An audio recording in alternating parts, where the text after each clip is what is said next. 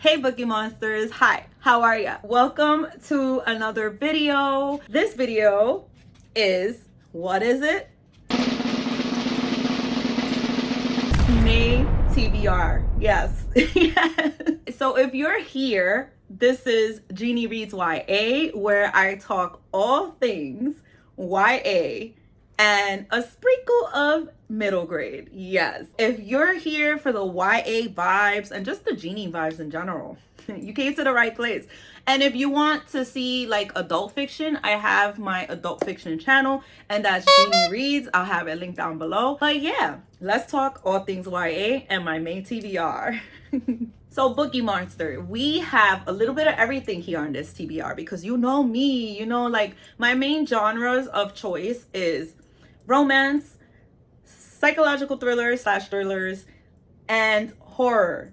Like, I love that in YA. I mean, I do read fantasy too, but I come to realize that my main jam is the first few that I mentioned, which was romance, thriller, horror. There's just all those genres here. So let's talk about this first book. Let's talk about my book club over on Fables book club read of the month. And if you don't know about that book club, it's called We Read YA, where obviously the name of the book club says it all. We only read YA in there. That book club read is That's Not My Name by Megan Lally. And listen, Bookie Monster, I am so excited for this one because this has been like all the rave. I've been seeing this book so much. So it's like, I saw it a lot, and guess what? I bought it because I was just like, listen, this book is just circulating all over the place. The ratings are off the charts. So what does a book nerd do? Get the book. Do I know what it's about? No. No, not really. So we're gonna find out together. Basically what this one is about is it's about Megan. Wait, no, Megan is no, it's not about Megan. Megan is the author.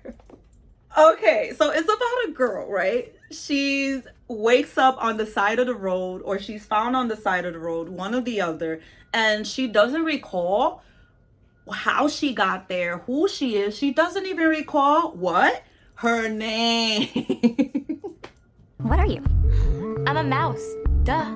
Then it just so happens that while she's at the police station, this man barges in frantically talking about like, where's my daughter, blah blah blah. She doesn't remember who she is, right? And you know what, that reminds me of me when I have a seizure. Like literally when I have a seizure, I wake up and I don't know what's going on. I don't know what happened. I don't know how to talk. I don't know who's in front of me. I won't even know my own mom. Yeah, so I feel her. Apparently this guy that went frantically into the police station looking for her claims that he's her father and that her name is Mary. But can he even be trusted? Right. So I guess we're going to find out. And listen to this, Bookie Monsters. It says here, it was a mistake to trust him. Okay, Megan Lally, it looks like you're gonna eat this up, and I am super excited to eat it up myself. What? Child. Anyway, so. Okay, let's go. Let's move on. I don't know if this is a thriller or horror. I think it's a horror more than a thriller, but then again, horror sometimes fall under thrillers too. So, my next book is Tender Beast by Liselle Sambury. And this is not I'm not using a receipt as a bookmark. That is the receipt when I bought it, because I'm trying to do this new thing now with my books where I write like the date of when I bought it. So like that I could kind of like see how long it's been sitting on my shelf without reading it. Even though I don't know if that's like a very good idea, but I think it would be interesting to see that. Yeah. And I'm even thinking I might just write like who bought it for me, if somebody bought it for me, or who gifted it, whatever the case may be. Yeah, so that's why you see the receipt in here. Let me ask you this. What happens, right, if you end up having, like, let's just say, right, your siblings. And let's just say there's 4 of them, but one of them just might be a murderer. So in this one, we're following Sunny, whose mother dies. Basically, her mom is the matriarch of the Bear family, something like that. Sunny is kind of like distraught, right? Because her once seemingly perfect life has gone into turmoil. Her mom basically groomed Sunny all her life to know that she's going to be the one that takes over everything. The thing is that her mom also left this message that is specifically for Sunny. It is to take care of Dom, who happens to be one of her brothers. Now, Sunny is a bit confused about why her mom specifically said take care of Dom. Her brother Dom is actually the youngest, and Sunny doesn't really have a relationship with him like that. She doesn't even really know him. But what she does know is that he just might be dangerous, especially if he's found guilty for 2nd-degree murder. You know, this right here sounds amazing. I love that. I love when there's, you know, like, this is why I love these type of books, because it's like family secrets, murderers, then it's a murderer within your family, then it's just like you the one who has to take charge of everything. Then it's also that whole mystery of like, okay, what's going on? Why is my mom specifically giving me these like I don't know what I want to say right there. I guess instructions. Yeah, we're gonna go with that. Instructions. Especially for just one brother. Come on. This sounds like it's going to be a lot of fun, and I can't wait to dive into it, actually. So now let's go into the lighter side of things. And let me tell you, I know you've been hearing this already, Bookie Monster. Like, let's just put it out there that I'm excited for all these books. Like, super excited, all right? And I'm especially excited for this one. And that is Better Than the Movies by Lynn Painter. And I mean, I've read a lot of Lynn Painter's adult fiction books, and I've loved them.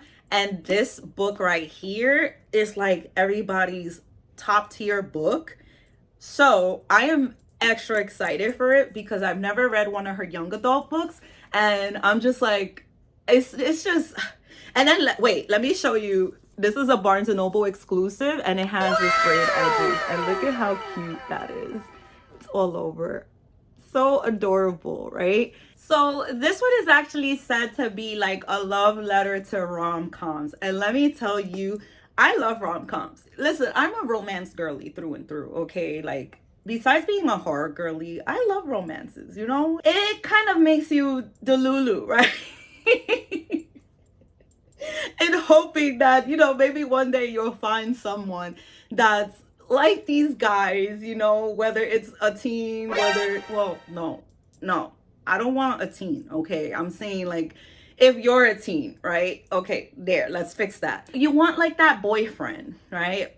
Or girlfriend, or whatever friend, right? These books, you know, it just makes you a little delulu, you know, not much, and that's okay.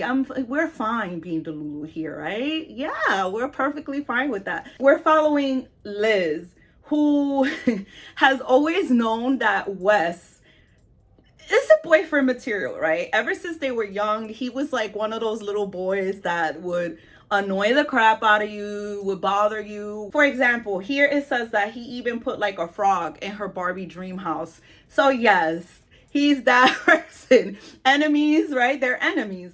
So fast forward 10 years later when they're in high school, I'm guessing. Yeah, I'm pretty sure. This boy, what's his name? Michael, who she's had like this forever crush on, she starts noticing that he starts hanging out with Wes, and she is like, no, what did I say? No. Now, what's funny about this whole situation is that being that Michael is hanging out with Wes a lot, guess what? Liz feels like the only way for her to get to Michael, she has to go through Wes for his help, because she wants to go to prom with Michael. So yeah, we already could see like how that's gonna be, and I feel like this is gonna be so much fun, so entertaining. I love Lynn Painter already, so I just feel like she's gonna also be, well, she's already like an auto-buy author, let me just say that, but I feel like this is just gonna be amazing. Okay, that's what I feel like. Next YA romance is The Upside of Falling by Alex Light. And look at how adorable this cover is. Isn't it cute? Isn't it cute, Cookie Monster? I know, I thought so too. In this one, we are following Becca, who kind of lost all hope and faith in true love. Being that she's 17 years old, a lot of her besties are like, excuse me, girl, you like, when you gonna have a boyfriend? You know, like they're kind of pressuring her. She kind of lies about it and says she has one, you know, and they're kind of wondering who is this mystery guy. So this guy named Brett happens to hear what's going on. So what does he do? So what does he do? He offers a solution to Becca. Yeah, Becca. He offers a solution to Becca to be that mystery guy for her.